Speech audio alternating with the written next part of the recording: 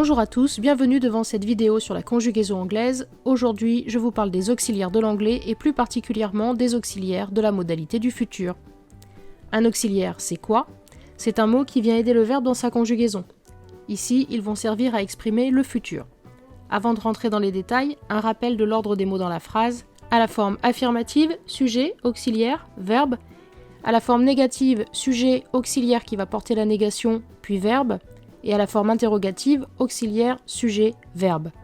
À l'oral, pour la forme affirmative, vous pourrez contracter l'auxiliaire sur le sujet, et pour la forme négative, vous pourrez contracter la négation sur l'auxiliaire.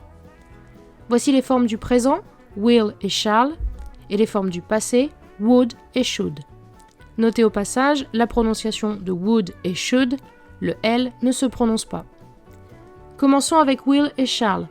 Shall n'est plus beaucoup utilisé, à part parfois à la première personne du singulier ou dans des textes littéraires. Will et shall exprimeront soit un futur, soit une volonté. C'est le contexte ou l'accentuation qui déterminera le degré de volonté. Notez que ces deux auxiliaires du futur ont la même contraction. Notez aussi que la contraction prend une forme un peu particulière pour will not, qui devient won't, W-O-N'-T. Continuons avec would, il va principalement servir à former le conditionnel, permettre de parler d'un fait passé récurrent ou exprimer une volonté passée. Le premier exemple est clairement un conditionnel qui est renforcé par la fin de la phrase. Le conditionnel du deuxième exemple est une formule de politesse.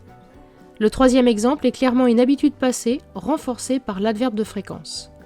Les formules négatives seront plus volontiers des expressions de volonté de ne pas faire. Quant à la forme interrogative, elle possède une dose de doute dans la réalisation. Enfin, l'auxiliaire should, il va se traduire par le verbe devoir ou la formule il faudrait que, et il servira souvent à donner un conseil. À noter, pour les mises en garde, on peut aussi employer would better. You'd better go, par exemple, tu ferais mieux de partir. Une chose importante pour les auxiliaires modaux, vous ne pouvez pas en trouver deux à la suite l'un de l'autre. Pour exprimer une capacité future, on ne dit pas will can, on remplace can par be able to, c'est-à-dire être en capacité de.